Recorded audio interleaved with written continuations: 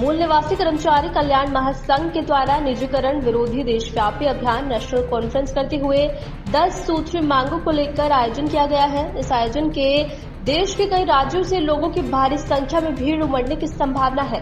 प्रदेश अध्यक्ष राजेश राम ने बताया कि हमारे देश में लोकतंत्र की दर्जाएं खत्म होती जा रही हैं और राजतंत्र के द्वारा सभी विभागों पर कब्जा होता जा रहा है, जिससे हमारी आने वाली पीढ़ी में बेरोजगारी काफी संख्या में देखने को मिलेगी एवं नई पीढ़ियों को भी कठिनाइयों का सामना करना पड़ेगा, जिससे राजतंत्र के द्वारा जुल्म एवं अन्याय भी सहना पड़ेगा। इसी क्रम में देश के सभी युवाओं से आह्वान करता हूं कि मेरे कार्यक्रम में सभी लोग शामिल होकर एक निजीकरण को भारत से उखाड़ फेंकने का काम करें।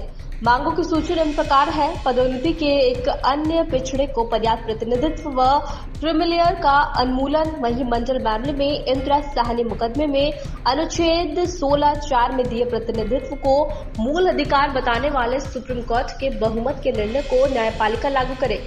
सरकारी, अर्ध सरकारी व स्वायत्तशासी तंत्र में नौकरियों में हर स्तर पर प्रतिनिधित्व देने का अधिनियम बनना आवश्यक है और संविधान के अनुच्छेद 312 के अनुपालन में भारतीय न्यायिक सेवा के गठन की तत्काल आवश्यकता है।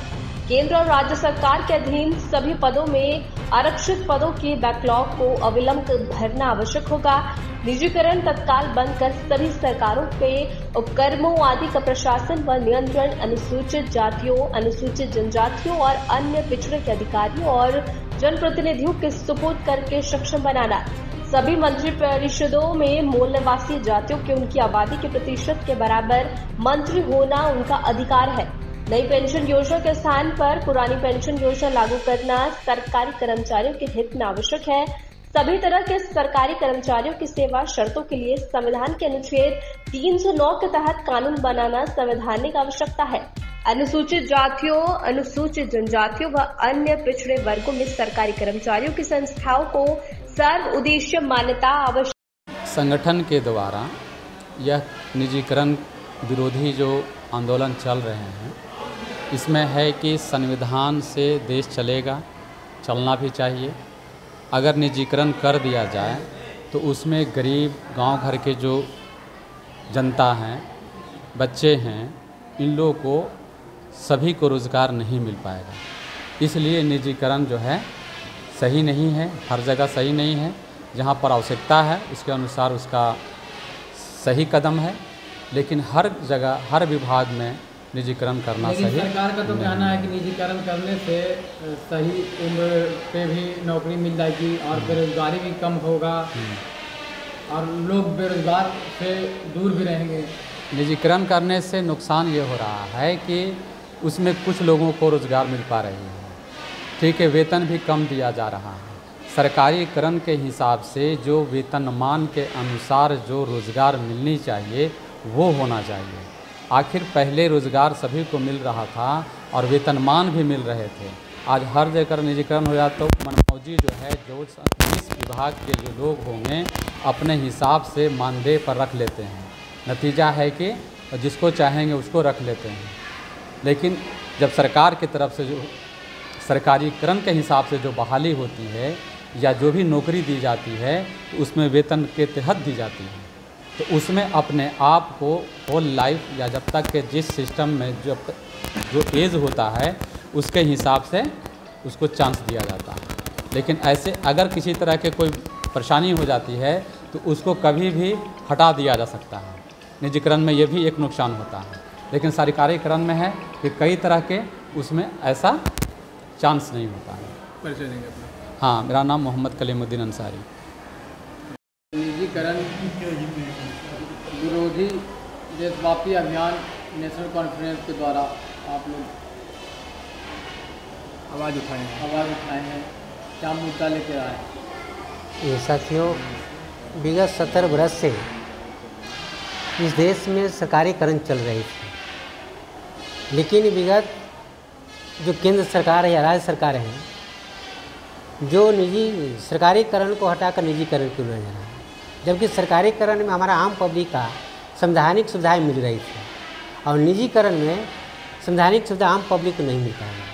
इसके विरोध में मैंने इसको कदम उठाया कि सरकार हमारा देश के हित को न समझकर वो पर्सनल हित की ओर ले जा रही है, तो मैंने इसको मुद्दा लाया कि विगत हम उस ओर से आए हैं जिस ओर हमारा देश पहले निजीकरण था, यानी कि राजतंत्र था, और राजतंत्र को मैंने हटाकर लोकतंत्र स्थापित किया, जिसमें सभी लोगों का सारी सुविधा मिली। पुनः सरकार लोकतंत्र को ख़त्म करके राजतंत्र को लेना चाह रही है, तो ये निजीकरण का एक पार्ट है। निजीकरण के माध्यम से सरकार लोकतंत्र को ख़त्म करना चाहती है।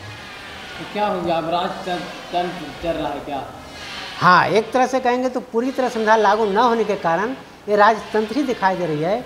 कि विगत आपने देखी कई घटना है, अगर घटना का मैं जिक्र करूं कि उस घटना में कि संविधान के पन्ना भी केंद्र सरकार में दिलाया गया, जो संविधान के कुछ जगह पर है जो संविधान के पन्ना को दिलाया गया। लेकिन निजीकरण से लोगों का कुछ फ़ायदा भी बताया जा रहा है, तो ऐसा होता है? निजीकरण से फ़ायदा नहीं है। निजीकरण एक राजतंत्र का पार्ट है। अगर निजीकरण से फ़ायदा होता तो हमारा देश वर्षों से निजीकरण एक राजतंत्र में जी रहा था। तो फिर उस समय मात्र इस देश में 545-46 राजा थे, आज सभी राजा बन गए, यानी कि आम पब्लिक और राजा खत्म हो चुकी। तो हमारा सरकारीकरण से आम पब्लिक की सारी सुविधा है। करने से तो ये बेरोजगारी भी कम होगा या ख़त्म होगा?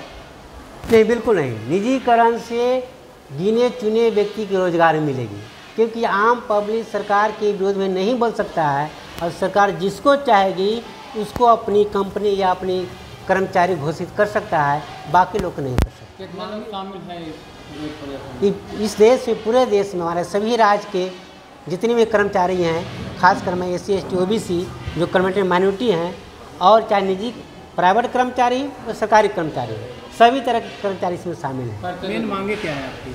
मेन मांगे है कि सरकार जो संविधान के खिलाफ कार्य कर रही है वो निजीकरण है। सरकारी कंपनियों को बेच रही है, जो निजीकरण करने जा रही है। रेलवे बेच चुकी, हवाई अड्डा बेच चुका, वो बेचे नहीं सरकार, उसमें सरकारीकरण लेकर आम आदमी को बहाल करे, जो सरकारीकरण ही हो सकती है। आप लोग क्या कदम उठा रहे हैं इसके लिए? मैंने सरकार को नोटिस कई बार दे चुका हूँ कि आप इस देश के, अगर देश के लोगों से लगाव है तो हमारा लोकतंत्र स्थापित करके आम पब्लिक का सरकारी जो सुविधा है उसको उपलब्ध कराया जाए। अगर नहीं करती है तब आगे नहीं करती है तो इसको मैं एक आंदोलन कॉन्फ्रेंस नई दिल्ली में किया हूँ, एक सरकार को आगाह करने का, कि अगर इस अधिवेशन में सरकार सचेत नहीं होती है तो पूरे देश में हर जगह, गांव से लेकर शहर तक इसको बहुत बड़ा आंदोलन किया जाएगा। मैं डॉक्टर राजेश राम, प्रदेश अध्यक्ष मूल निवासी कर्मचारी कल्याण महासंघ बिहार।